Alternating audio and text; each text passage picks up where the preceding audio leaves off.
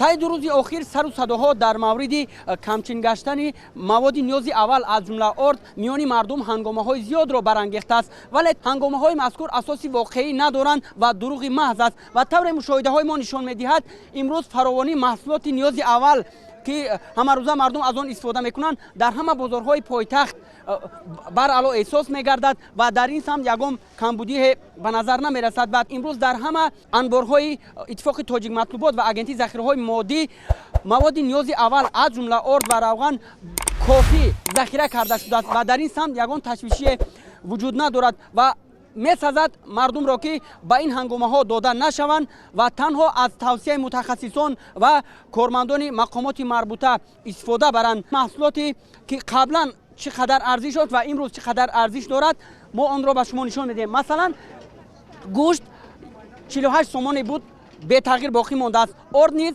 190 сомоне ки қаблан низ чунин арзиш дошт дар чунин арзиш боқӣ мондааст, яъне ки ягон тафовут ягон дигаргунӣ ба назар намерасад ва дар самти боло рафтани маҳсулоти арзиши маҳсулоти ниёзи аввал аз ҷумла орду равған ва дигар маҳсулоти ниёзи мардум сару садоҳо асос надоранд. фаровонии молу маҳсулоти ниёзи аввал дар бозорҳои шаҳру ноҳияҳои мамлакат аз он шаҳодат медиҳад ки ҳукумати ҷумҳурии Тоҷикистон барои таъмини амнияти озуқаворӣ ва дастрасии шаҳрвандон бо ғизои хушсифату маводи ниёзи аввал тадбирҳои муассирро андешида амалӣ менамояд.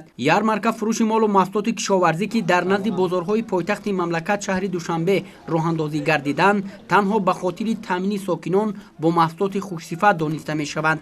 истифодаи пурсамари заминҳои кишоварзӣ аз сӯи истеҳсолкунандагони неъматҳои моддӣ дар шаҳру ноҳияҳои мамлакат дар заминаи дастуру ҳидоятҳои роҳбарияти олии мамлакат ҳамасола барои дастрасии сокинон бо маҳсулоти худӣ заминаҳои устуворро ба миён меорад. тавре дар ярмарка фурӯши маҳсулоти кишоварзӣ дар бозори меҳргони шаҳри Душанбе ба назар расид, картошкаву пиёз ва дигар маводи ниёзи дар он бо нархи дастаст пешниҳод гардида истеҳсоли ватанӣ буда аз фаровонии ин гуна мавод дар кишвар шаҳодат медиҳад. тавре мегӯянд чизе ки аён аст чӣ ҳоҷат ба баён аст. воқеан ҳам имрӯз дар ҳама бозорҳои кишвар орд фаровон аст, маҳсулоти ниёзи аввал фаровон аст ва сару садоҳое ки дар мавриди камчӣ шудани маводи ниёзи аввал имрӯз дар сомонаҳои иҷтимоӣ ҳангома шудааст асоси воқеӣ надоранд ва тавре ба мо намояндагони агентии захираҳои моддии давлатӣ назди ҳукумати ҷумҳурии Тоҷикистон ва иттифоқи тоҷик матлубот иттилоъ доданд.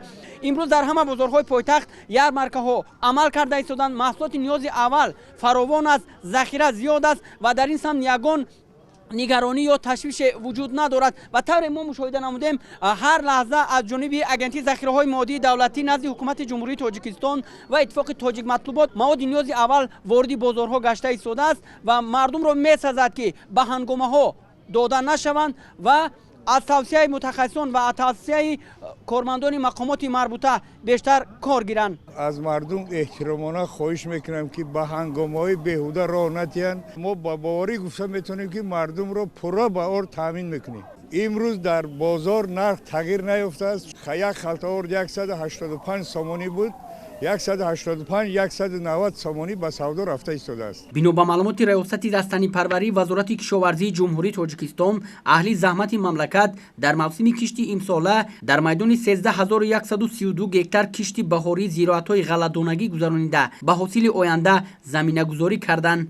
талошҳои пайвастаи кишоварзони мамлакат дар самти истеҳсоли маҳсулоти худӣ ҳамасола имкон медиҳад ки баробари таъмини бозорҳои дохилӣ ва дастрасии шаҳрвандон бо маводи ниёзи аввал ба хориҷ аз кишвар низ содироти он ба роҳ монда шавад. феълан захираи молу маҳсулоти кишоварзӣ дар анборҳои агентии захираҳои моддии давлатӣ назди ҳукумати ҷумҳурии Тоҷикистон ва иттифоқи тоҷик матлубот фаровон аст ва ба иттилои масъулин имкони ҳамаҷонибаи таъмини сокинони мамлакат дар ҳама гуна вазъу ҳолат мавҷуд мебошад. орд ба охир намерасад.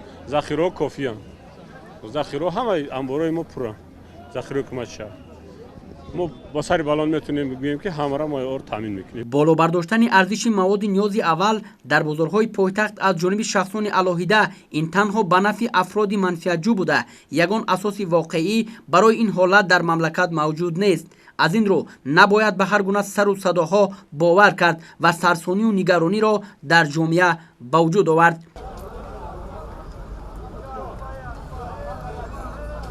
таъмини амнияти озуқавории мамлакат яке аз ҳадафҳои стратегии ҳукумати ҷумҳурии тоҷикистон ба ҳисоб рафта, давлат бо мақсади таъмин намудани аҳолӣ бо маводи мавриди ниёзи аввал, хӯрока ва маҳсулоти кишоварзӣ тадбирҳои муассир меандешад. имрӯзҳо бозори истеъмолии мамлакат, махсусан бозорҳои шаҳри Душанбе, аз маводи ниёзи аввал бой буда маҳсулоти кишоварзию саноатӣ, хӯрокворӣ фаровон мебошад.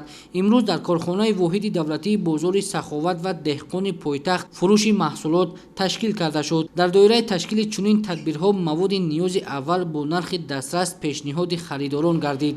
тадбири мазкур аз ҷониби ҳукумати ҷумҳурии тоҷикистон ва мақомоти иҷроияи ҳокимияти давлатии шаҳри Душанбе ҷиҳати ба эътидол даровардани нархи маҳсулоти ниёзи аввал дар бозорҳо ташкил карда шудааст. дар ярмарка сокинон маводи хӯрокаи ба фурӯш гузоштаро бо нархи нисбатан арзон харидорӣ намуданд. дар ин рӯз танҳо дар корхонаи воҳиди давлатии бозори Деҳқони шаҳри Душанбе қариб 120 тонна орд ва дигар маводи хӯрока бо нархи дастрас ба фурӯш гузошта шуд. фурӯши маҳсулоти ниёзи аввалия дар бозорҳои ҳудуди шаҳри Душанбе танҳо бо мақсади ҷилавгирии болоравии нархи маводи ниёзи аввалия ташкил карда шудааст. таъкид кардан ба маврид аст, ки бояд сокинони мамлакат ба ҳар гуна овозаву ҳангомаҳои беасос ва хабару навиштаҷоти гурӯҳҳои манфиатҷӯй, ки тавассути сомонаҳои иҷтимоӣ паҳн гардидааст, бовар накунанд. зеро имрӯз давлат ва ҳукумати ҷумҳурии тоҷикистон дар самти таъмини аҳолии кишвар бо маводи хӯрока, махсусан ниёзи аввалия, пайваста тамоми тадбирҳои муҳиму саривақтиро роҳандозӣ намуда, ҳама гуна маҳсулотро дар бозорҳо ба қадри кофӣ захира кардааст. тавре мушоҳидаҳо нишон медиҳанд, ҳама гуна маводи хӯрока ва маҳсулоти кишоварзӣ дар мамлакат фаровон аст. маҳз зудбоварӣ ва ба таҳлука афтидани мардум сабабгори баланд шудани нархи ҳама гуна маҳсулоти хӯрокворӣ дар бозорҳо боис мегардад. Нуриддини Қурбон, Баҳодури Истам, Мақсади Мақсад, барои барномаи ахбор.